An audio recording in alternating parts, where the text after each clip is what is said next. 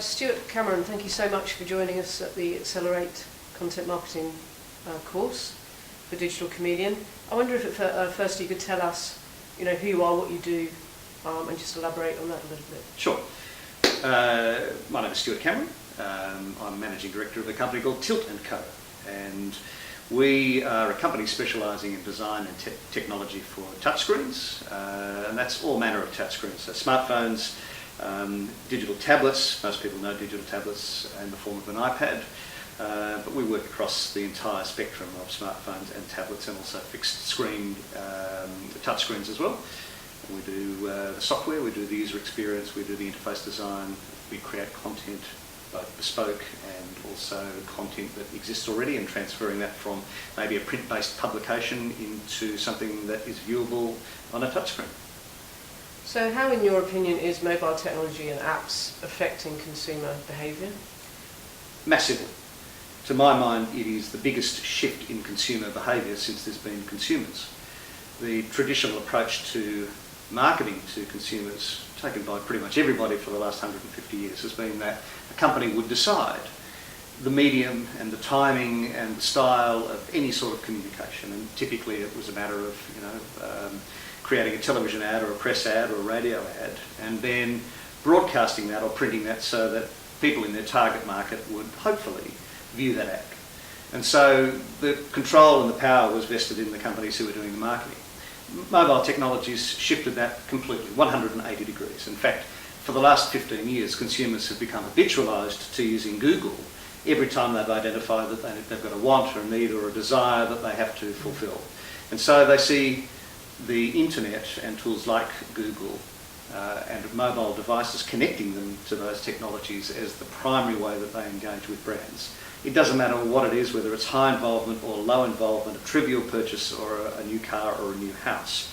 Mobile technology has now become the enabler for consumers to decide who they're going to do business with. And the fact is that for brands who don't have a presence on the other side of a Google search, if they don't have a presence in the mobile space, they're now utterly invisible to the consumer. They just don't matter anymore. So obviously there's been an enormous amount of apps, mobile apps, launched onto the market in the last few years.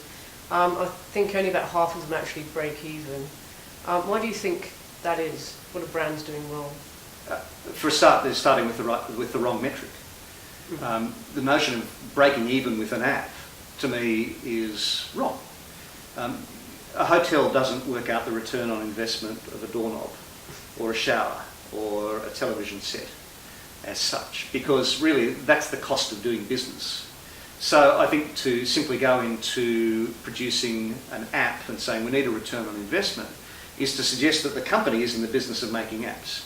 And in reality, the vast majority of companies are in the business of doing something completely different to that. To my mind, if you want to reach a consumer, either before a purchase, during a purchase, or after a purchase, then it's part of the cost of doing business that you have some presence in the mobile space. Now that might be through an app, because the app might do something, might provide utility, it might provide some sort of information to a consumer, or it might be bespoke publications. There are numerous ways of going about it. However, just to think about an app or presence in the mobile space in terms of ROI is wrong. To answer your question more specifically, my belief is that, again, the vast majority of companies who have commissioned the development of an app have done so for the wrong reasons. Somebody's woken up one morning and said, gosh, we need an app. The app is not tied back to their strategy. It's not tied back to any sort of big picture issue problem that they need to solve. It's simply they've gone out and done an app. I've heard of the most outrageous and ridiculous apps being developed by companies who simply decided they needed to be in the mobile space with an app. And because it was not tied back to any sort of strategy, they've gone, well, it cost us 100,000 or 10,000, it doesn't matter what the number was, and we've only managed to sell 1,500 units at $1.99. That was a terrible investment. Well, they got the strategy wrong to begin with. They asked the wrong questions and solved the wrong problems. Before creating an app for iPad or whatever, what would your advice be to a brand? What are the things they need to think about first and really dig into? There is only one question. Why? Why would you bother? And there might actually be a really good reason why you would bother, but it astonishes me how often people fail to ask that question before they commission the development of a product for the mobile space. There are some fantastic, compelling reasons why you would do it. But you need to have a problem that you need to solve, first of all. And most likely the problem that you need to solve is that you want to connect with your consumers, and your consumers and customers are not where you left them. So if you want to connect with them, then you have to have a strategy. And most often, mobile apps and mobile content will help to communicate with them again. But to have that really sensible discussion about strategy first up, and then work out whether or not your strategy is the right one to solve the problem. Doing a game, which is the one that's quoted to me most often as the reason you do an app, is not the reason to do an app. In fact, it trivialises your brand most often. So there's got to be some particular strategy when you're developing an app or developing content for the mobile space that makes sense for your brand. Either it solves a tactical problem or it solves a strategic problem, but work up a solution that solves a real problem. So how do you see the app marketplace, certainly particularly in Australia, obviously with the dominance of Apple, how do you see it changing over here in the next few years? Well, I can see a number of trends. The first trend, and perhaps the most important trend, is that the digital tablet, spurred on by the iPad and powered predominantly by the iPad, is the most radical and rapid consumer revolution in history. It's the most rapidly adopted piece of kit ever, far faster than smartphones, and smartphones up until that point have been the most rapidly adopted consumer technology ever. The forecasts that we see that are reliable suggest that by the end of this year there'll be 5 or 6 million digital tablets in the marketplace. The smartphone market continues to accelerate. There's well over half of Australians now currently have a smartphone. People forget we're going to have the 3 largest technology companies in the world, Apple, Google and Microsoft, by year end in this market, creating not only an operating system but an entire ecosystem around mobile technology. The second thing to remember is that every major consumer electronics company in the world will be doing business with one of those 3 technology companies in order to provide devices to the market. Now, we know from history whenever that happens that the price of the hardware comes down. And so we see that smartphones and digital tablets will be ubiquitous in the Australian market, certainly with well over 80% penetration within the next couple of years. Now that has massive implications because the vast majority, nearly 80% of Australian businesses right now do not have a website which is compatible with mobile technology. If I went to 80% of the websites currently in place on my smartphone or on my tablet, I will find a website that I can either not use or it looks horrible to use, and that's a big strategic issue. So we're going to see a massively accelerating demand for mobile content, mobile applications, and companies will either rise to that demand or they'll become invisible to their customers. And how do you see, obviously there's Android, there's Apple, how do you see that playing out? Do you think one will triumph and one will sort of recede? Or? Well, in fact, it won't be Apple and Google with their Android product. It will be Apple, Google with Android, and Microsoft with Windows 8. So, in fact, we have an even bigger problem or opportunity, depending on how you look at it. We'll have 3 operating systems in market by year end. So, do I see one rising to dominance over the other? Apple most certainly is dominant right now in the respect that they have the value chain completely sorted out. We've got the entire ecosystem completely sorted out.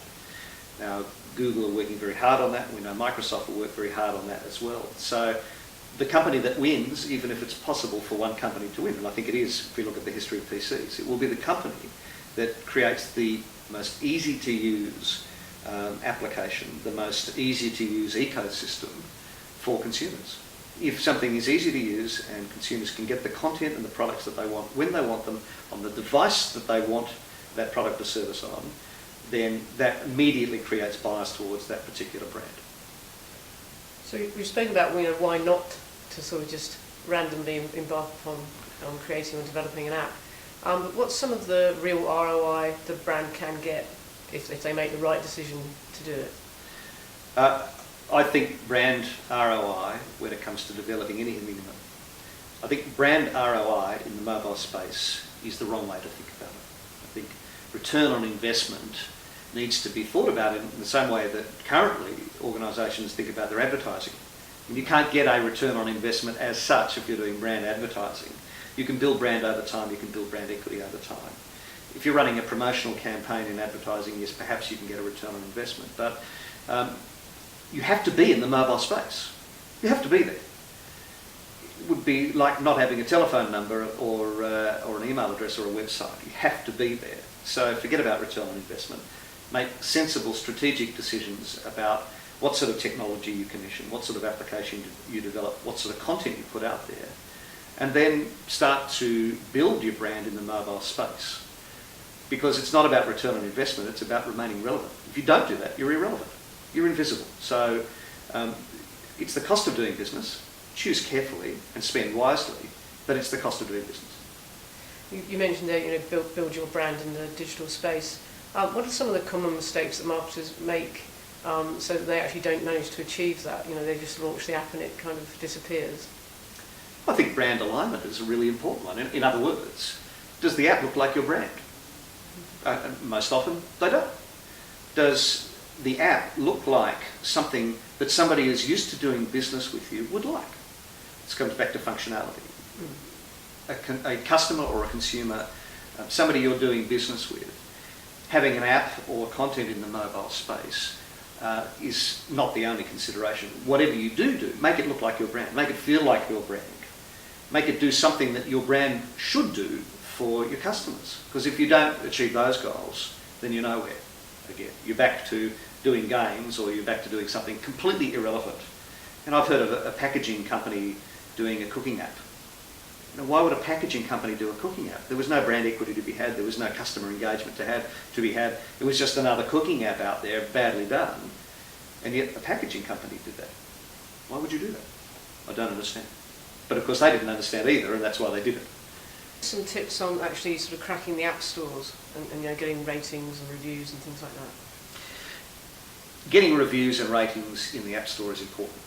But in fact, there's a step before that. And in fact, the step before that allows you to get those reviews and the ratings in the first place, I think.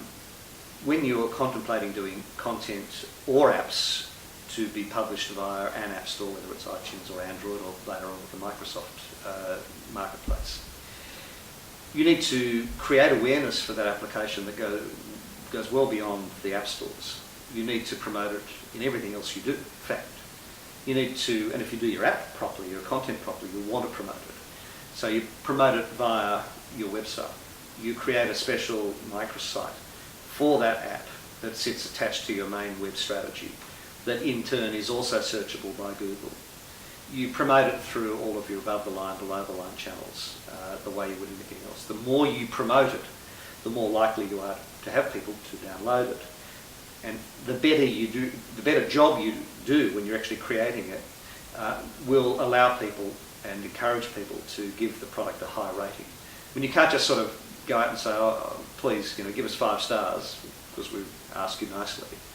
You've got to create something of value, something that is relevant to your customer base, something that they're expecting of your brand, something that will excite and delight them. Promote it through all of the other channels, and the rest will look after itself. So can we talk a little about app search engine optimization and what that actually means and how it works? It is identical, I think, in practice to search engine optimization of every type. You've got to create some content which is searchable by a search engine. And you've got to produce content that is searchable in a way that the search engines are going to want to list it. I mean, the search engine algorithms, whether it's from Google or anybody else, are all about relevancy, all about the content, all about making sure that when somebody types in a search term, that the website or entry that's returned is most relevant to that search term. So you have to do all of the things you do with search engine optimization. You create the assets in the web space that tie people back into the application. There is no real way currently in the iTunes store to optimise your searchability other than popularity. The popular stuff tends to rise to the top, and in fact when you're searching for an app based on a keyword, you can search by relevance or you can search by popularity. So you've got to create a positive feedback loop that makes your app popular in order for it to be more easily searched in that space. But if you create the other web assets and the other promotional vehicles, then you're going to promote the awareness of the app. If you've done the right job with the app or the content, then you're going to be more popular. So, it's kind of a web of different strategies that you need to employ in order to make sure that your particular app or your particular content in the mobile space is popular. You can't trick the iTunes search engine. You can't trick the Android Marketplace search engine. There's no trickery to be done. Be popular, be relevant, and that's the start and the finish of it.